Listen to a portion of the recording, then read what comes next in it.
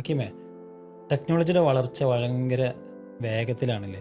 കുതിച്ചു അപ്പോൾ പോയാണ്. കുതിച്ചു പോയാണ്. അപ്പോൾ ഞാൻ ഇപ്പോൾ നോട്ട് ചെയ്യുന്ന കാര്യം എന്താ പറയുക, എത്രത്തോളം ടെക്നോളജി വളരുന്നുണ്ടെങ്കിൽ പോലും എന്താണെന്ന് വെച്ചാൽ അതിൽ ഒരുപാട് സ്കാമും കാര്യങ്ങളും വരുന്നുണ്ട്. അതൊന്നും ചിലർക്ക് ഐഡൻറ്റിഫൈ ചെയ്യാൻ തന്നെ കഴിയുന്നില്ല. ഇപ്പോൾ 2023 നമ്മൾ ദുബായിൽ ഒരു സംഭവം ഉണ്ടായി. ഇതിൻ്റെ ഭാഗമായിട്ട് ഞാൻ പറയാണ്, ഓൺലൈൻ സ്കാമിനെ പറ്റി സംസാരിക്കുമ്പോൾ അതിൻ്റെ ഭാഗമായിട്ട് ഞാൻ പറഞ്ഞു പോവാണ്. അതായത് ഒരുപാട് പേരെ കയ്യിലത്തെ ക്യാഷ്, ബാങ്ക് അക്കൗണ്ടിലത്തെ ക്യാഷ് നഷ്ടപ്പെടുകയാണ്. അപ്പോൾ ഇതെന്താ സംഗതി എന്ന് മനസ്സിലാവുന്നില്ല. കാരണം അവരാർക്കും ഒ ടി പിയും കാര്യങ്ങളൊന്നും ഷെയർ ചെയ്തിട്ടില്ല. പക്ഷേ അവർക്ക് കോമൺ ആയിട്ടൊരു സംഗതി ഉണ്ടായതെന്ന് വെച്ചാൽ അവരുടെ ഫോണിലത്തെ സിഗ്നൽ നഷ്ടപ്പെട്ടിട്ടുണ്ടായിരുന്നു. അപ്പോൾ ഈ തട്ടിപ്പ് നടത്തിയത് എങ്ങനെയെന്ന് അന്വേഷിച്ചപ്പോൾ അതിൽ പുറത്തു വന്നൊരു വിഷയം എന്താണെന്ന് വെച്ച് കഴിഞ്ഞാൽ ഇവർ പോലും അറിയാതെ ഇവരുടെ ഡോക്യുമെൻറ്റ്സ് യൂസ് ചെയ്തിട്ട് ഇവരുടെ ഓപ്പറേറ്റേഴ്സിൽ നിന്ന് സ്കാം ചെയ്യുന്ന ആളുകൾ എന്ത് ചെയ്യുന്നു വെച്ച് കഴിഞ്ഞാൽ പുതിയ സിം എടുത്തിട്ട് അവരെ ഫോണിലിട്ടിട്ട് റാൻഡമായിട്ട് പല ബാങ്കിലും ഈ ഡോക്യുമെന്റ്സ് കാര്യങ്ങളൊക്കെ എങ്ങനെ കളക്ട് ചെയ്തിട്ടുണ്ടാവും? അതാണ് നമ്മൾ പലയിടത്തും ഷെയർ ചെയ്യില്ലേ ഡോക്യുമെന്റ്. അതൊക്കെ നമ്മൾ ശ്രദ്ധിക്കേണ്ട കാര്യങ്ങളാണ്. അപ്പോൾ ഇതിന്റെ പറഞ്ഞു വരുന്നത് ഇവരെന്ത് ചെയ്തെന്ന് വെച്ച് കഴിഞ്ഞാൽ അത് വെച്ചിട്ട് പല അക്കൗണ്ടിലും റാൻഡമായിട്ട് ചെക്ക് ചെയ്തിട്ട് പല ബാങ്കിലെയും വെബ്സൈറ്റിലും റാൻഡമായിട്ട് ചെക്ക് ചെയ്തിട്ട് ഇവർക്ക് എങ്ങനെയൊക്കെ പാടെ എന്ത് ചെയ്തിട്ടുണ്ട്, ട്രാൻസാക്ഷൻസ് നടത്താൻ കഴിഞ്ഞിട്ടുണ്ട്. അങ്ങനെ ഇവരുടെ അക്കൗണ്ടിലെ കംപ്ലീറ്റ് ബാലൻസ് അങ്ങോട്ട് ട്രാൻസ്ഫർ ആക്കിയിട്ടുണ്ട്. പക്ഷേ ഈ സിഗ്നൽ പോയ സമയത്ത് ആരും ശ്രദ്ധിച്ചിട്ടില്ല, അത് എന്തുകൊണ്ടാന്നുള്ളത് ശ്രദ്ധിച്ചിട്ടില്ല. അപ്പോൾ നോർമലി അത് സംഭവിക്കുന്നത് നമ്മൾ അതിലോട്ട് അത്ര ബോധേഡായിട്ടും ഉണ്ടാവില്ല. കാരണം റാൻഡംലി നടക്കുന്ന സംഭവങ്ങളാണല്ലോ. അതുപോലത്തെ ഒരുപാട് സംഭവങ്ങൾ ഇപ്പോൾ നമ്മുടെ നാട്ടിൽ സുലഭമാണ്. കാരണം ഇപ്പോൾ നമ്മൾ ഇപ്പോൾ കുറച്ചായിട്ട് 2-3 മാസമായിട്ട് നമുക്ക് ഇന്ത്യയിൽ ആർക്ക് വിളിക്കുമ്പോഴും നമുക്ക് ഓട്ടോമാറ്റിക്കലി ഒരു മെസ്സേജ് വന്നിട്ടുണ്ടായിരുന്നു, KYC അപ്ഡേറ്റുകൾ ഇതെല്ലാം നിങ്ങൾ ശ്രദ്ധിക്കണം എന്ന് പറഞ്ഞിട്ട്. കാരണം ഒരു രാജ്യത്ത് മൊത്തം അങ്ങനത്തെ ഒരു ന്യൂസ് കൊടുക്കണമെന്നുണ്ടെങ്കിൽ അത്രയും അത് സുലഭമായി കഴിഞ്ഞിട്ടുണ്ടായിരുന്നു. അവിടെ നമ്മളിപ്പോൾ ഒരു ഡിജിറ്റൽ യുഗത്തിലാണ് നമ്മളെല്ലാവരും ജീവിക്കുന്നത്. അപ്പോൾ അതിനകത്തുള്ള ലൂപ്പ് ഹോൾസ്, ഇത് കാര്യമായിട്ട് ഉപയോഗിക്കാൻ അറിയാത്ത ആളുകളെ പറ്റിക്കുക. ഇപ്പൊ നമുക്ക് ഞാനീ പറഞ്ഞില്ലേ നേരത്തെ പറഞ്ഞ പോലെ 19ന്റെ ശേഷമുള്ള ആളുകൾ ശേഷമുള്ള ആളുകൾക്ക് ചിലപ്പോൾ ഒരു ഇതൊക്കെ മനസ്സിലായി, ഇല്ലാത്തവർക്കാണ്. അങ്ങനെയുള്ളവർ എന്ത് ചെയ്യുന്നുണ്ട്, ഇപ്പോൾ ഈ ഓഫേഴ്സ് കാര്യങ്ങളൊക്കെ പറഞ്ഞിട്ട് ഇപ്പൊ നമ്മൾ ചില സമയത്ത് കാണാം 150 രൂപക്ക് iPhone 40 Pro എന്നീ 150 രൂപയുള്ള വെച്ചിട്ട് ചിലപ്പോൾ എന്ത് ചെയ്യും, ലിങ്കിൽ കയറി നമ്മൾ ഇൻഫർമേഷൻസ് കൊടുക്കും ജസ്റ്റ് കയറി നോക്കാൻ വേണ്ടിയിട്ട്. ചിലപ്പോൾ നമ്മൾ കണ്ട ഒരു എക്സൈറ്റ്മെന്റിൽ എന്ത് ചെയ്യുന്ന വെറുതെ കയറി മൊബൈൽ നമ്പർ കൊടുക്കും, നമ്മുടെ പേര് കൊടുക്കും, ചിലപ്പോൾ അഡ്രസ്സ് കൊടുക്കും. പക്ഷെ ആ ഡാറ്റ ഒക്കെ അവരവിടെ എടുത്തു വെക്കുകയാണ്. ചിലപ്പോൾ നമ്മൾ 150 രൂപയല്ലേ പോട്ടെ കിട്ടി എന്നുള്ള നിലയ്ക്ക് എന്ത് ചെയ്യും, അത് പേ ചെയ്യുകയും ചെയ്യും. ഒരു കാരണവശാലും അത് കിട്ടാൻ പോകുന്നില്ല, അങ്ങനെ ആർക്കും ഇതുവരെ കിട്ടിയിട്ടുമില്ല. അങ്ങനത്തെ ഒരുപാട് ഓൺലൈൻ വെബ്സൈറ്റുകൾ എന്ത് ചെയ്യുന്നുണ്ട്, അവൈലബിൾ ആണ്. ഒരു കാര്യം ഇങ്ങനെ ശ്രദ്ധിച്ചാൽ മതി, ഇപ്പോൾ ഓൺലൈൻ വെബ്സൈറ്റിൽ കൂടെ ഫ്രീ ആയിട്ട് റീചാർജ് കിട്ടുന്നത് അതല്ലേ ഈ പറഞ്ഞത്, ഫോണ് കിട്ടുക. പിന്നെ 5 പേർക്ക് ഗ്രൂപ്പിൽ ഷെയർ ചെയ്ത് കഴിഞ്ഞാൽ 30 GB ഡാറ്റ കയറുക. ഇപ്പൊ ലേറ്റസ്റ്റ് ആണ് നമ്മുടെ നാട്ടിലുണ്ടായിരുന്നു, മറ്റേ ന്യൂ ഇയറിന്റെ ടൈമിൽ ഗവൺമെന്റിന്റെ വക ഇത് 5 ഗ്രൂപ്പിലോട്ട് നിങ്ങൾ ഷെയർ ചെയ്ത് തന്നെ ഗവൺമെന്റിന്റെ വക 30 GB. അല്ല, ഇപ്പൊ ഗവൺമെന്റിന് ഇപ്പൊ 5 ഗ്രൂപ്പിൽ ഷെയർ ചെയ്തിട്ട് ആദ്യം ചിന്തിച്ചാൽ മതിയല്ലോ. ഒരുപാട് സംഭവങ്ങളുണ്ട് ഇതില്. ഇപ്പൊ വേറെ എന്താ പറയാ, നമ്മൾ പ്രധാനമായിട്ട് ശ്രദ്ധിക്കേണ്ടത് ഇപ്പൊ ജോലി ഇല്ലാത്ത ആളുകൾ ഒരുപാട് പേരുണ്ട്. ഇവരെ മാത്രം ടാർഗറ്റ് ചെയ്തിട്ടും സ്കാം നടക്കുന്നുണ്ട്. അതിന് സംഭവം എന്ന് വെച്ച് കഴിഞ്ഞാൽ എനിക്ക് തന്നെ പേഴ്സണലായിട്ട് പറ്റിയ സംഭവമാണ്. ഇപ്പൊ ഏകദേശം ഒരു 5 വർഷം മുമ്പ് സംഭവിച്ചതാണ് സംഭവം കേട്ടോ. അതായത് ഞാനിങ്ങനെ എൻ്റെ കയ്യിൽ ലാപ്ടോപ്പ് കിട്ടിയ സമയത്ത് എന്താ പറയുക, വേറൊരു വർക്ക് ഉണ്ട്, എന്നാലും ഒരു എക്സ്ട്രാ ഇൻകം കിട്ടട്ടെ എന്ന് വെച്ചാൽ ഞാൻ എന്ത് ചെയ്തിട്ടുണ്ടായിരുന്നു, ഓൺലൈൻ ജോബും കാര്യങ്ങളും തപ്പി നടന്നിട്ടുണ്ടായിരുന്നു. അങ്ങനെ എനിക്ക് ഒരു പ്ലാറ്റ്ഫോം കിട്ടി. അപ്പോൾ ഞാനൊരു കോൺടാക്ട് ചെയ്ത് കോൺടാക്ട് ചെയ്തിട്ട് അവർ എനിക്ക് ടാസ്കുകൾ തന്നു. അപ്പോൾ ടാസ്ക് ചെയ്യുന്ന സമയത്ത് അവർ പറഞ്ഞത് ഒരു 1500 രൂപ നമ്മൾ എന്ത് ചെയ്യണം, ഡെപ്പോസിറ്റ് വെക്കണം എന്ന് പറഞ്ഞു. അപ്പോൾ നമ്മൾ സ്വാഭാവികമായിട്ട് ചോദിക്കുക, എന്തിനാണ് നിങ്ങളെ ജോലി ചെയ്യാൻ പോകുന്നതല്ലേ, അപ്പോൾ എന്തിനാണ് 1500 രൂപ ഞാൻ ഇങ്ങോട്ട് ഡെപ്പോസിറ്റ് വെക്കുന്നത് പറഞ്ഞപ്പോൾ ഓരുടെ റീപ്ലൈ ഉണ്ടായിരുന്നത് എന്താണെന്ന് വെച്ച് കഴിഞ്ഞാൽ 1500 രൂപ എന്താണ്, സെക്യൂരിറ്റി ആണ്. കാരണം നിങ്ങളെ വിശ്വസിച്ചിട്ടാണ്, നിങ്ങൾ ഈ സമയത്തിനുള്ളിൽ ജോലി ചെയ്ത് തീർക്കും എന്ന് വിശ്വസിച്ചിട്ടാണ് എന്ത് ചെയ്യുന്നത്, നിങ്ങൾക്ക് ജോലി തരുന്നത്. അപ്പോൾ നിങ്ങൾക്കൊരു സെക്യൂരിറ്റി വേണമെന്ന് പറഞ്ഞു. പക്ഷേ നമ്മൾ ആ സമയത്ത് അത്രയും ഇതല്ല, ഒരുപാട് ചിന്തിക്കും കാര്യങ്ങളും ചെയ്യുന്ന ആ ഒരു സ്റ്റേജ് അല്ലല്ലോ. നമ്മളതിൽ ആ പൈസ അതന്നെ ജോലി ഇല്ല എന്നുള്ള ഇമോഷൻ, ജോലി ഇല്ലാത്തവരെ ടാർഗറ്റ് നമ്മൾ ഇമോഷണലി എന്ത് ചെയ്യും, നമ്മൾ വേറെ ഒന്നും നോക്കാതെ ചെറിയ ക്യാഷ് അല്ലേ എന്ന് കരുതിയിട്ട് എന്ത് ചെയ്യും, ഓട്ടോമാറ്റിക്കലി പോയിട്ട് അതിനകത്തേക്കാണ്ട്. മാത്രല്ല ഇവർക്ക് അതിനുള്ള റീസൺ ഉണ്ട്, എന്തിനാ പൈസ വാങ്ങുന്ന വെക്കുമ്പോൾ അതിനുള്ള മറുപടി അവർക്കുണ്ട്, ഇന്ന കാരണത്താലാണ് പൈസ വാങ്ങുന്നത് എന്നുള്ളത്. അപ്പോൾ നമ്മൾ ഓൾറെഡി ഓക്കെ കൂൾ, നമ്മളെല്ലാ പഴുതും അടച്ചു നമ്മളെ എടുക്കുമെന്ന് വിചാരിച്ചിട്ടാണ് നിൽക്കുന്നത്. അങ്ങനെ എന്ത് ചെയ്തു, അവർ ടാസ്ക് വന്നു. ടാസ്ക് എന്താണെന്ന് വെച്ച് കഴിഞ്ഞാൽ നമ്മൾ ഒരുപാട് പഴക്കം ചെന്ന അല്ലെങ്കിൽ കുറച്ച് ഇതായിട്ടുള്ള, കുറച്ച് റീഡ് ചെയ്യാനൊന്നും പറ്റാത്ത തരത്തിലുള്ള കുറച്ച് പേപ്പേഴ്സിൽ കുറച്ച് ഇംഗ്ലീഷിൽ എഴുതിയിട്ടുണ്ടാവും. അത് നമുക്ക് വായിക്കാൻ തന്നെ കഴിയില്ല. ഈ ഡോക്ടേഴ്സിന്റെ എഴുത്ത് പോലെ ഒരുപാട് എഴുതിയിട്ടുണ്ട്. അതിനെ നമ്മൾ എന്ത് ചെയ്യണം, ടൈപ്പ് ചെയ്തിട്ട് അയച്ചു കൊടുക്കണം. അവർ ആകെ നമുക്ക് തന്നത് 30 പേജുകൾ. ഒരു പറഞ്ഞിട്ടുണ്ടായിരുന്നു 30 പേജ് തരും, 30 ദിവസം കൊണ്ട് തീർത്താൽ മതി എന്ന് പറഞ്ഞിരുന്നു. അപ്പം നമ്മൾ മനസ്സിൽ കാൽക്കുലേറ്റ് ചെയ്തത് 30 ദിവസം കൊണ്ട് തീർക്കാവുന്നതല്ലേ ഉള്ളൂ എന്ന് വിചാരിച്ചു. പക്ഷേ ഇതില്ല, അതിലൊരു 10 പേജ് പോലും 30 ദിവസം കൊണ്ട് തീർക്കാൻ കഴിഞ്ഞാൽ സത്യം. നമ്മൾ എക്സ്റ്റെൻഡ് ചെയ്തിട്ട് ഡേറ്റ് ഒക്കെ ചോദിച്ചപ്പോഴൊന്നും ഒരെന്തെന്നല്ല റെഡി ആവുന്നില്ല. ഇവരെത്രത്തോളം സിസ്റ്റമാറ്റിക്കാന്ന് വെച്ച് കഴിഞ്ഞാൽ എത്ര സെറ്റപ്പിലാണ് ഒരാളുകളെ പറ്റിക്കുന്നത് വെച്ച് കഴിഞ്ഞാൽ നമുക്ക് നമ്മളെ ഡാറ്റ അപ്ലോഡ് ഡോക്യുമെന്റ് ടൈപ്പ് ചെയ്ത് അപ്ലോഡ് ചെയ്യാനുള്ള ഡാഷ്ബോർഡ്, നമ്മൾ കിട്ടുന്ന ഏർണിങ്സ് എത്ര വരുന്നു അങ്ങനെ കാണാനൊക്കെ നമുക്കൊരു പ്ലാറ്റ്ഫോം ഒക്കെ അവർ ഒരുക്കി വെച്ചിട്ടുണ്ട് എന്നുള്ളതാണ്. എനിക്ക് ഇങ്ങനത്തെ ഒരുപാട് ന്യൂസുകൾ നമ്മൾ കേൾക്കാറുണ്ട്. അതായത് ഇതിന് വേണ്ടിയിട്ട് തന്നെ ഓഫീസ് എടുത്ത് വർക്ക് ചെയ്ത് കോൾ ചെയ്യാൻ വേണ്ടിയിട്ട് സ്റ്റാഫിനെ വെച്ച് അങ്ങനെ ചെയ്യുന്ന ഒരുപാട് ടീമുണ്ട്. ഇപ്പൊ നമ്മൾ അജ്മൽ നമുക്കൊരു ഷെയർ ചെയ്തു മറ്റേ ചൈനയിലെ ഡിപ്പെൻഡ് ചെയ്തുള്ള ഒരു കമ്പനിയുടെ കാര്യം. അതേപോലെ സ്കാമിന് വേണ്ടിയിട്ട് അവർ വലിയ ബിൽഡിംഗ് ഒക്കെ എടുത്ത് സ്റ്റാഫിനെ വെച്ച് വർക്ക് ചെയ്യാണ്. അതായത് 100 രൂപ നിങ്ങൾ ഇൻവെസ്റ്റ് ചെയ്ത് കഴിഞ്ഞാൽ നിങ്ങൾക്ക് 500 തിരിച്ചു കിട്ടും, 500 ഇൻവെസ്റ്റ് ചെയ്ത് കഴിഞ്ഞാൽ 1000 തിരിച്ചു കിട്ടും, 1000 ഇൻവെസ്റ്റ് ചെയ്യും നമ്മളപ്പോൾ 5000 വരെ നമുക്ക് ചിലപ്പോൾ തരും. പിന്നെ നമ്മൾ 5000 ഇൻവെസ്റ്റ് ചെയ്ത് കഴിഞ്ഞാൽ പിന്നെ ബൈ സലാം, അവിടെ അത് ഫിനിഷായി. അത് പറഞ്ഞാൽ നമ്മളെ ഇമോഷനെയും നമുക്ക് ഒരു സംഭവം തന്ന് നമ്മൾ അതിന്റെ ഒരു ഫോളോ അപ്പ് ആക്കിയതിന് ശേഷമാണ് പിന്നീട് അവരെ നമ്മൾ എന്ത് ചെയ്യുന്നത് നമ്മൾക്ക് ഇപ്പോൾ ഇങ്ങനത്തെ കേസുകൾ വരുന്ന സമയത്ത് നമ്മൾ അധികം ആരോടും അധികം ഷെയർ ചെയ്യത്തില്ല. അതായത് നമ്മളെ ചിലപ്പോൾ പേഴ്സണൽ റിലേറ്റഡ് ആയിട്ടുള്ള കാര്യങ്ങൾ അതിനകത്ത് വന്നിട്ടുണ്ട്. അങ്ങനെ പറയുമ്പോഴാണ് ഇപ്പൊ അങ്ങനെ ആളുകൾ പുറത്ത് പറഞ്ഞ മടിക്കും എന്നറിയാവുന്ന വിഷയങ്ങളാണ് ഈ പ്രണയമായിട്ട് ബന്ധപ്പെട്ടിട്ട്. അങ്ങനെയുള്ള വട്ടാണ് ഇപ്പൊ എന്താ പറയാ, സ്നേഹം നടിച്ചിട്ട് അവരിൽ നിന്ന് എല്ലാം വാങ്ങിച്ചിട്ട്, ഉദാഹരണത്തിന് മോശപ്പെട്ട പല കാര്യങ്ങളും അങ്ങോട്ടോട്ട് സംസാരിക്കുക അല്ലെങ്കിൽ വീഡിയോ കോളും കാര്യങ്ങളൊക്കെ ചെയ്തതിന് ശേഷം പിന്നെ ബ്ലാക്ക് മെയിലിംഗ് അങ്ങനെ ക്യാഷ് എടുക്കുക, നമുക്ക് ഷെയർ ചെയ്യാൻ പറ്റാത്ത കാര്യങ്ങൾ നോക്കുന്നുണ്ടാവും. ഇപ്പൊ മെയിൻലി ഇപ്പൊ ഇങ്ങനത്തെ ഓഫേഴ്സ് വരികയാണെന്നുണ്ടെങ്കിൽ ഇത് വരാറുണ്ട്. നമ്മളെ UAE തന്നെ ഒരുപാട് സ്കാംസ് നടക്കുന്നുണ്ട്. ഹൈവേ ടോളിന്റെ ഒക്കെ മെസ്സേജസ് വരാറുണ്ട്. ഈ ലിങ്കിൽ കയറിയിട്ട് നിങ്ങളെ ഡീറ്റെയിൽസ് അപ്ഡേറ്റ് ചെയ്യുക, അല്ലെങ്കിൽ ഇടക്കിടക്ക് നമുക്ക് കോൾ വരും, നിങ്ങൾക്ക് NBDയിൽ അക്കൗണ്ട് ഇല്ലേ, നിങ്ങൾക്ക് ഫാബിൽ അക്കൗണ്ട് ഇല്ലേ, ഞങ്ങൾ ഇന്ന ഡിപ്പാർട്ട്മെന്റിൽ നിന്നാണ് വിളിക്കുന്നത്, നിങ്ങളുടെ അക്കൗണ്ടിൽ ചെറിയ പ്രശ്നമുണ്ട് എന്നൊക്കെ പറഞ്ഞിട്ട് നമ്മൾ നോർമലി ഇത് കുറച്ച് അറിയുന്നവർ പിന്നെ എന്ത് ചെയ്യും, റെസ്പോണ്ട് ചെയ്തിട്ട് ആദ്യത്തേക്ക് നിൽക്കും. പക്ഷെ ഇത് അറിയാത്ത സാധാരണക്കാരന് കോൾ ചെല്ലുമ്പോൾ അവരെന്ത് ചെയ്യും, അതെന്ത് അങ്ങനെയുള്ള ഡീറ്റെയിൽസ് എന്ത് ചെയ്യും നമ്മൾ ഓട്ടോമാറ്റിക്കലി കൊടുത്തു പോകും. അതായത് ഒരു മനുഷ്യന്റെ ഇമോഷൻസിനെ എങ്ങനെ വെച്ചിട്ട് എങ്ങനെ അത് ക്യാഷ് ആക്കി മാറ്റുക എന്നുള്ളതാണ് അവർ നോക്കുന്നത്. നമ്മൾക്ക് ഷെയർ ചെയ്യാൻ പറ്റാത്ത കാര്യങ്ങൾ അല്ലെങ്കിൽ ഷെയർ ചെയ്യാൻ കഴിയാത്ത ആളുകളെയൊക്കെ കാര്യം പിടിക്കുന്നുണ്ടാകുക. അതായത് ഇതിപ്പോൾ സ്റ്റേഷനിൽ പോയി പറയണോ അല്ലെങ്കിൽ ഇന്നൊരാളോട് പറയണോ, അതിനൊന്നും പറ്റാത്ത മനുഷ്യന്മാരെ മാത്രം ടാർഗറ്റ് ചെയ്തിട്ട് എന്ത് ചെയ്യുന്നുണ്ട്, അവരെയുള്ള ചെറിയ എമൗണ്ട് ആണെങ്കിൽ ആ ചെറിയ എമൗണ്ട് ഊറ്റിയെടുക്കുന്ന പരിപാടികളൊക്കെ പോട്ടെ. ഇമോഷണൽ ആണെങ്കിൽ അതൊക്കെ നമുക്ക് സമ്മതിക്കാം. വേറൊരു തരം തട്ടിപ്പുണ്ട്. അതായത് നമ്മുടെ എക്സാക്റ്റ് എന്ത് ചെയ്യുന്നുണ്ട്, ഇപ്പോൾ ഉദാഹരണത്തിന് നമ്മൾ അഡിദാസിൻ്റെ ഷൂ പർച്ചേസ് ചെയ്യാൻ പോകുന്നത് വിചാരിക്കുക. അപ്പോൾ അഡിദാസിൻ്റെ ഷൂ പർച്ചേസ് ചെയ്യാൻ പോകുന്ന സമയത്ത് നമ്മൾ ഗൂഗിൾ സെർച്ച് ചെയ്യുന്ന സമയത്ത് സൈറ്റിൽ കയറി ഇത് നമ്മൾ സൈറ്റിൽ ഈ സാധനം ഓർഡർ ചെയ്ത് പേയ്മെൻറ്റ് ആക്കുന്നത് വരെ നമ്മളെ വിശ്വാസം എന്താ വെച്ചാൽ അഡിഡാസിൽ നമ്മൾ ബുക്ക് ചെയ്യുന്നതാണ്.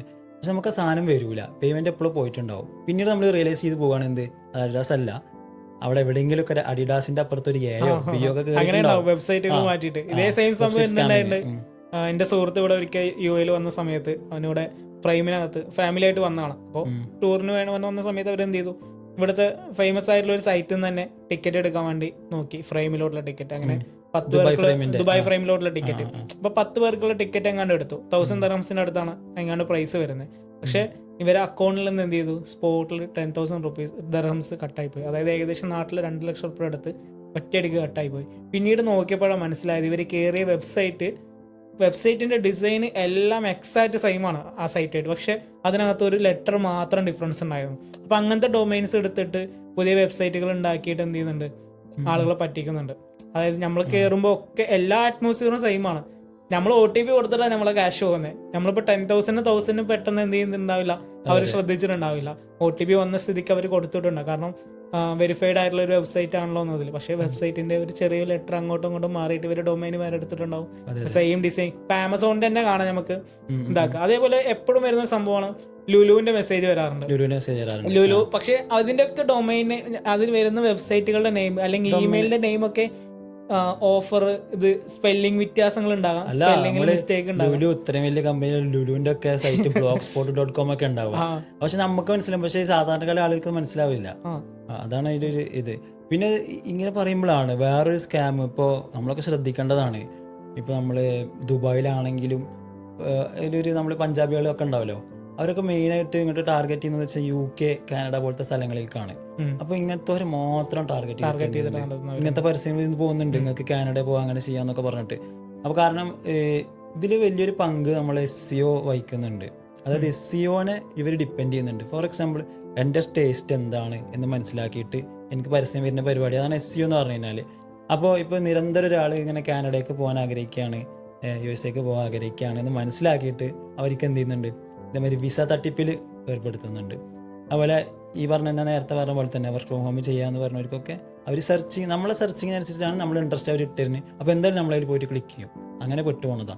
ഒരു 1-2 പേര് ചേർന്ന് തുടങ്ങിയല്ല തോന്നുന്നു. കാരണം ഇവരൊരു ഗ്രൂപ്പായിട്ട് ഒരു ബിസിനസ് സ്റ്റാർട്ട് ചെയ്യുന്ന ബിസിനസ് സ്റ്റാർട്ട് ചെയ്യുന്ന പോലെ ഫ്രോഡ് പരിപാടി സ്റ്റാർട്ട് ചെയ്യണം. ലേറ്റസ്റ്റ്ലി നമ്മളെ നാട്ടിലിതാ മറ്റേ സ്കൂട്ടറിന്റെ വിൽപ്പനയുടെ പ്രശ്നം നടന്നുകൊണ്ടിരിക്കുകയാണ്. പകുതി വിലക്ക് സ്കൂട്ടർ എന്ന് പറഞ്ഞിട്ട് ഏകദേശം ഒരു 100 കോടിന്റെ അടുത്ത്. ഇപ്പൊ ലാസ്റ്റ് വന്ന ന്യൂസ് പ്രകാരം 200 കോടി രൂപയുടെ സാധനം എങ്ങാണ്ട് ഇനി കൊടുക്കാനുണ്ട്. അയാളുടെ അക്കൗണ്ടിൽ ഇനി ബാലൻസ് വെറും 4 കോടിയുള്ളൂ എന്ന് പറയുന്നത്. അതായത് അത്രയും രൂപ യൂട്ടിലൈസ് ചെയ്ത് ഒരുപാട് പേരെ കണക്ഷൻ ചെയ്തിട്ടാണ് ഇവർ ഇതിന്റെ പ്രൊമോഷൻ നടത്തുമ്പോഴും പ്രോഗ്രാം നടത്തുമ്പോഴും ഒക്കെ നാട്ടിലെ പൊളിറ്റീഷ്യൻസ് ഉണ്ട്, അതുപോലെ ഫേമസ് ആയിട്ടുള്ള ആളുകളൊക്കെ വെച്ചിട്ടാണ് ഇവർ എന്ത് ചെയ്തിട്ടുള്ളത്, ഇതിന്റെ ആക്ടിവിറ്റീസ് ഒക്കെ നടത്തിയിട്ടുള്ളത്. ഭയങ്കര പ്രൊഫഷണലിയാണ് മൂവ് ചെയ്തിട്ടുള്ളത്.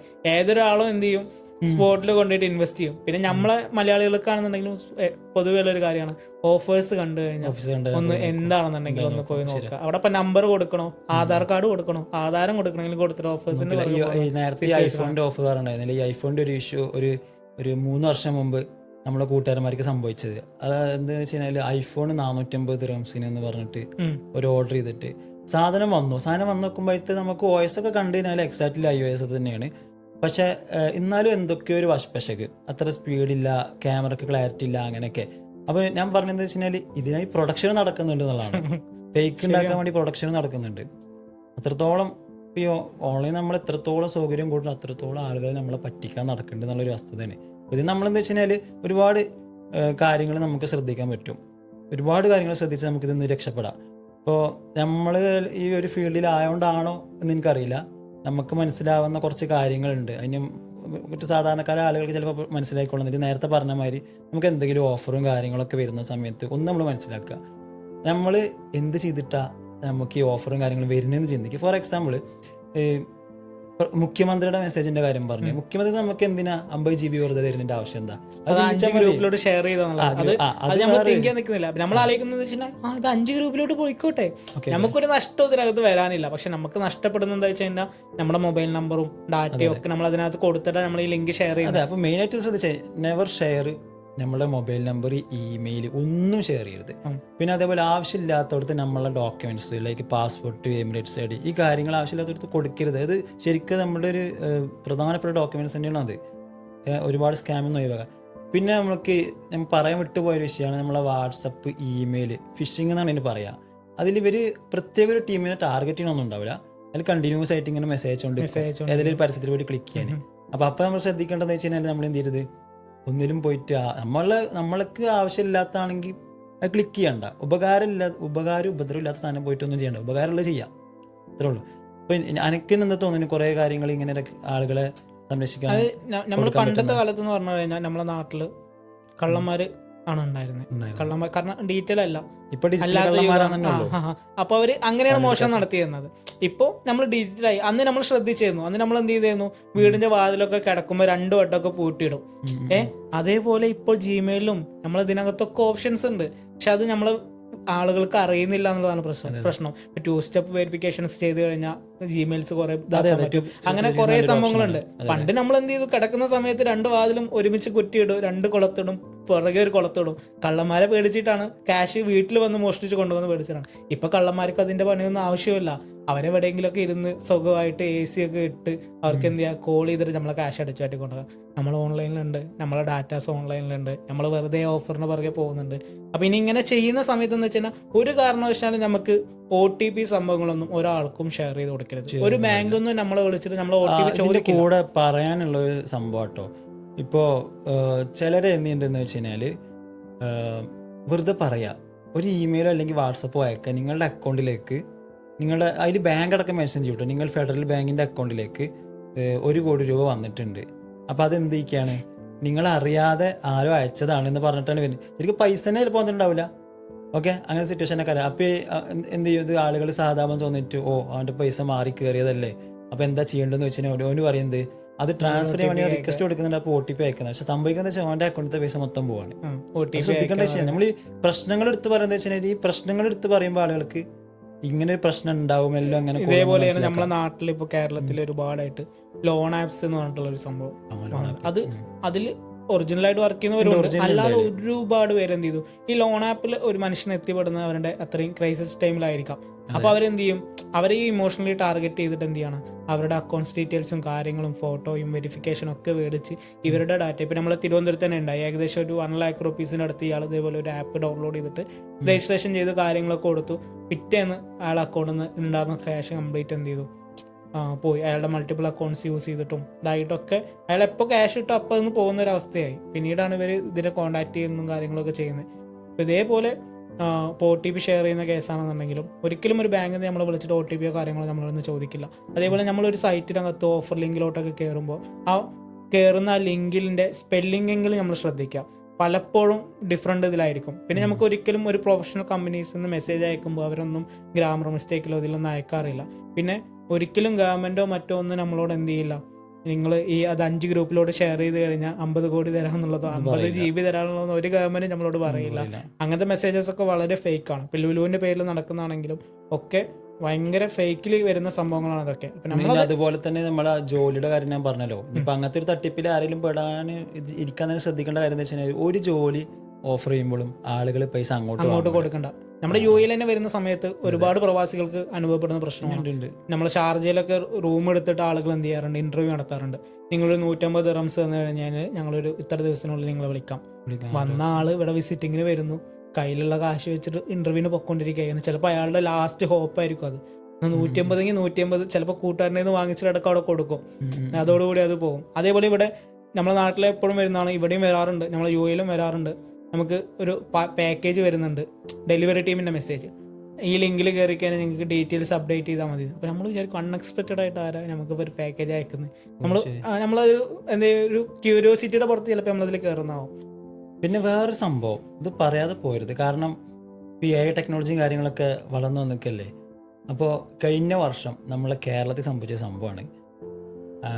അതായത് ഞാൻ പറയാൻ കാരണം വെച്ചാൽ, ഒരാളെ ഫേസ് റെക്കഗ്നൈസ് ചെയ്തിട്ട് ചില ഒരു തട്ടിപ്പിൽ ഇടപെടും. ഉദാഹരണത്തിന് എൻ്റെ സുഹൃത്ത് എന്നെ വിളിച്ചു കഴിഞ്ഞാൽ എനിക്ക് ഏറ്റവും വിശ്വസിക്കാൻ പറ്റുന്ന വീഡിയോ കോൾ ത്രൂ ആണ്, എനിക്ക് തന്നെ വിശ്വസിക്കാം. ഇങ്ങനെ ഒരു സംഗതി എങ്ങനെ നടന്നു വെച്ചാൽ, അയാൾ എയർപോർട്ടിൽ പോകാൻ നിൽക്കുകയാണ്. പിന്നെ നെടുമ്പാശ്ശേരി എയർപോർട്ടിൽ നിൽക്കുന്ന ഇയാളുടെ ഫോണിലേക്ക് വാട്സപ്പിൽ ഒരു കോൾ വരികയാണ്. വാട്സപ്പിൽ കോൾ വരുന്ന സമയത്ത് സാധാ കോളാണ് വന്നത്. എൻ്റെ ഫ്രണ്ടാണ്, എനിക്ക് കുറച്ച് പൈസ അത്യാവശ്യം ഉണ്ട്, ഒരു 20,000 രൂപ ഇട്ടുമെന്ന് അവനോട് ചോദിച്ചു. അപ്പോൾ എന്നോട് ചോദിച്ചിക്കണേ എൻ്റെ നമ്പർ ഇതല്ലല്ലോ എന്ന് ചോദിക്കുമ്പോൾ പറഞ്ഞിട്ട് ഫോൺ ഓഫായത് ഫ്രണ്ടിൻ്റെ നമ്പറാന്ന് പറഞ്ഞിട്ട് 20,000 രൂപ ഇവൻ്റെ അക്കൗണ്ടിൽ നിന്ന് ട്രാൻസ്ഫർ ചെയ്ത് കൊടുത്ത്. അത് കഴിഞ്ഞിട്ട് വീണ്ടും വിളിച്ചിട്ടുണ്ട്. വീണ്ടും വിളിച്ചിട്ട് ഇവനോട് പറയുന്നത് ഒരു 30,000 രൂപ ഇടുമെന്നാണ്. 30,000 രൂപ ചോദിക്കുമ്പോൾ ഓനക്ക് ഡൗട്ടായി, ഇത് എന്തിനാണ് ഇങ്ങനെ മൾട്ടിപ്പിളായിട്ട് വീണ്ടും വീണ്ടും വിളിക്കുന്നത്, ഒറ്റയടിക്ക് ചോദിച്ചാൽ പോരെ, അങ്ങനെയൊക്കെ എനിക്ക് ഡൗട്ടായി. അപ്പം പറഞ്ഞു, എടാ നേരത്തെ വിളിച്ചിരുന്നതല്ലേ, ഈ ഒന്ന് വീഡിയോ കോൾ ചെയ്യുമെന്ന് പറഞ്ഞു. വീഡിയോ കോൾ ചെയ്ത് നോക്കുമ്പോൾ എക്സാക്ട് ഓൻ തന്നെ, ഓൻ്റെ ഫ്രണ്ടിനെ കറക്റ്റ് എക്സാക്ട് യൂസ് ചെയ്തിട്ട് ഫേസ് ആക്കിയാണ്. ഓന് 30 ഇട്ട് കൊടുത്തു. 30 ഇട്ട് കൊടുത്തപ്പോൾ 50,000 മൊത്തം ഇപ്പോൾ കൊടുത്തല്ലോ. അങ്ങനെ പിന്നെ കുറച്ച് കഴിഞ്ഞപ്പോൾ ഇത്രയും ബോർഡിംഗ് പാസ് ഒക്കെ കിട്ടി കഴിഞ്ഞപ്പോൾ ഇത്ര ഇവൻ്റെ ഈ സുഹൃത്ത് വിളിക്കണം, എടാ എന്താ അവൻ്റെ ബോർഡിംഗ് പാസ് കിട്ടിയോ, പോയോന്ന് വെച്ചിട്ട് വിളിക്കുന്നുണ്ട് അത്ര. അപ്പോൾ സംഗതി എന്താ, അപ്പോൾ എടജെന്താ ഇങ്ങനെ ഇതില്ലാതെ വിളിക്കുന്നത്, കുറച്ച് മുന്നേ അല്ലേ പൈസൻ്റെ കയ്യിൽ നിന്ന് വാങ്ങിയിട്ടുണ്ടായിരുന്നത് എന്ന് വെച്ചാൽ. അപ്പോൾ ഓൻ കൈമലർത്തി, കാരണം ഓൻ വിളിച്ചിട്ടില്ല. ഇതാണ്. അപ്പോൾ നമ്മൾ എത്രത്തോളം സൂക്ഷിച്ചാൽ വളരെ സൂക്ഷിക്കണം എന്നറിയാം പണമിടപാടിൻ്റെ കാര്യത്തിൽ. പണമിടപാടിൻ്റെ കാര്യത്തിലും ഇപ്പോൾ UPI യൂസ് ചെയ്യുമ്പോഴാണെന്നുണ്ടെങ്കിലും നമ്മുടെ നാട്ടിൽ ഇപ്പോൾ കോളിൽ പറയുന്ന പോലെ KYC അപ്ഡേറ്റുകൾ ബന്ധപ്പെട്ട് നിങ്ങളെ വിളിക്കുന്നത്, അങ്ങനെ ഒരിക്കലും ഒരു ബാങ്കിൽ നിന്ന് വിളിക്കില്ല. അതേപോലെ തന്നെ നമുക്ക് ബുദ്ധിമുട്ടായി പ്രശ്നമായി എന്ന് പറഞ്ഞിട്ട് ഒരാൾ വിളിച്ചിട്ട് നമ്മളോട് സഹായം ചോദിക്കുമ്പോഴൊക്കെ നമ്മൾ എന്ത് ചെയ്യുക, ശ്രദ്ധിക്കുക. നമുക്കിതിന്ന് ടിപ്സായിട്ട് ഇവർക്ക് പറഞ്ഞു കൊടുക്കാനുള്ള കാര്യങ്ങൾ എന്താ വെച്ച് കഴിഞ്ഞാൽ, ഒരു കാരണവശാലും OTP പോലെയുള്ള സംഭവങ്ങൾ നമ്മൾ ഷെയർ ചെയ്യരുത്. പിന്നെ ഏത് ലിങ്കിലോട്ട് കയറുമ്പോഴും നിങ്ങളുടെ ഒരു ഇൻഫർമേഷൻ എവിടെ കൊടുക്കുകയാണെന്നുണ്ടെങ്കിലും അത് വെരിഫൈഡ് ആയിട്ടുള്ള ഒരു സ്ഥലത്താണെന്നുള്ളത് ആലോചിക്കുക. ഇപ്പം നമ്മൾ ഉമ്മമാർക്കും പെങ്ങന്മാർക്കും ഒക്കെ അയക്കാരം ഇത് വരുന്നുണ്ടാകാം. അവരെന്ത് ചെയ്യുക, അവരത് ലിങ്കിലോട്ട് കയറുന്നതിന് മുന്നേ അല്ലെങ്കിൽ ഓഫർ കണ്ടിട്ട് അപ്ലൈ ചെയ്യുന്നതിന് മുന്നേ മക്കൾക്കൊന്ന് കാണിച്ചു കൊടുക്കുക. ജസ്റ്റ് അവരോടൊന്ന് കൺഫർമേഷൻ മേടിക്കുക. ഓഫർ എന്തിനു വേണം, അത്രേ ഉള്ളൂ. ക്ലിക്ക് ചെയ്യണ്ട, ലിങ്കിൽ ക്ലിക്ക് ചെയ്യണ്ട, OTP ഷെയർ ചെയ്യണ്ട. ഒരു കാര്യം, അതായത് പേടിപ്പിക്കും ചിലപ്പോൾ ഇങ്ങനെ ചെയ്തിരിക്കുന്നത്. പക്ഷെ നമ്മൾ അങ്ങനത്തെ ഒരാളെ നേരിട്ട് കാണാത്ത സമയത്തോളം നമ്മളത് വിശ്വസിക്കേണ്ട, എൻ്റെ ആവശ്യമില്ലല്ലോ. അതേപോലെ ഇപ്പോൾ നമ്മുടെ നാട്ടിലെ സൈബർ ടീമിന് കാര്യങ്ങളൊക്കെ നമ്പേഴ്സും കാര്യങ്ങളൊക്കെ ടോൾ ഫ്രീ നമ്പേഴ്സൊക്കെ പുറത്തുണ്ട്. അപ്പം ഇങ്ങനെ എന്ത് ഇഷ്യൂ ഉണ്ടെന്നുണ്ടെങ്കിലും സ്പോട്ടിൽ കോൺടാക്ട് ചെയ്യാം. അവരത് സോർട്ട് ഔട്ട് ചെയ്തുകൊണ്ടിരിക്കുന്നുണ്ട്. ഇങ്ങനെയുള്ള സംഭവങ്ങൾ ഒഴിവാക്കാനുള്ള പരിപാടീസ് നമ്മളിപ്പോൾ ഇന്ത്യയിലാണെങ്കിലും യു എയിലാണെങ്കിലും ഒക്കെ സൈബർ ടീമുകൾ ചെയ്യുന്നുണ്ട്. അപ്പോൾ നമുക്കിനി ആരെങ്കിലും അതിൽ പെട്ട് കഴിഞ്ഞാൽ പുറത്ത് പറയാൻ മടിയുണ്ട് എന്നുള്ളൊരിത് വെക്കാതെ സ്പോട്ടിൽ അവരെ കോൺടാക്ട് ചെയ്യുക, ഇതാക്കുക എന്നുള്ളതാണ് നമുക്കിനി ഇത് നെക്സ്റ്റ് ഓപ്ഷൻ ആയിട്ടുള്ളത്. ഓക്കെ, എന്തായാലും ടെക്നോളജി നല്ല രീതിയിൽ യൂസ് ചെയ്യുക. അതുപോലെ തന്നെ എന്ത് ചെയ്യുക, ഇങ്ങനത്തെ സ്കാമുകളിലൊന്നും പെടാതെ തന്നെ എല്ലാവരും ഒന്ന് ശ്രദ്ധിക്കുക എന്നുള്ളതാണ് ഇപ്പോൾ നമുക്ക് പറയാൻ പറ്റുള്ളൂ. പിന്നെ നമ്മൾ പറഞ്ഞ പോലെ പണ്ട് വാതിൽ കുറ്റിയിട്ട പോലെ ഇപ്പൊ ഓൺലൈൻ ആണെന്നുണ്ടെങ്കിലും നമ്മുടെ ക്യാഷ് പോവാതിരിക്കാൻ വേണ്ടി നമ്മൾ ശ്രദ്ധിച്ച നമ്മളെ ക്യാഷ് പോയില്ല. പ്ലാറ്റ്ഫോമിൽ നമ്മൾ പെട്ടിട്ടുണ്ടെന്നുണ്ടെങ്കിൽ നമ്മളെ ഫാമിലി മെമ്പേഴ്സിനെ നമ്മൾ അതിൽ അലേർട്ടായിട്ട് ഇരുത്തുക, നമ്മളെ കൂടെ ഉള്ളവരെ നിർത്തുക, കൂട്ടുകാരനെ നിർത്തുക. ചിലപ്പോൾ നമ്മളെ നോളജ് ഉള്ളവനാവില്ല കൂടെ ഉള്ളവനുണ്ടാകുക, ചിലപ്പോൾ അവനെ നമുക്ക് എന്ത് ചെയ്യാൻ പറ്റും, അലേർട്ട് ചെയ്ത് നിർത്താൻ പറ്റും. അങ്ങനെ നമുക്കൊരു ബുദ്ധിമുട്ട് വന്നിട്ടുണ്ടെങ്കിൽ എല്ലാവർക്കും അത് എന്ത് ചെയ്യുക, ഇങ്ങനെ റീസൺസ് കൊണ്ടാണ് ഇത് വരുന്നതെന്നുള്ളത് എന്ത് ചെയ്യുക, അവരെ അറിയിക്കുക. നമുക്കറിയുന്ന കാര്യങ്ങൾ അവരോട് പറയാം, അവരതിന്ന് അലേർട്ടായിട്ട് നിർത്തുക. എങ്കിൽ മാത്രമേ നമുക്ക് ഇത് എന്ത് ചെയ്യാൻ പറ്റുള്ളൂ, ഒഴിവാക്കാൻ പറ്റുള്ളൂ. എന്തായാലും എല്ലാവരും ശ്രദ്ധിച്ചു. ഓക്കെ.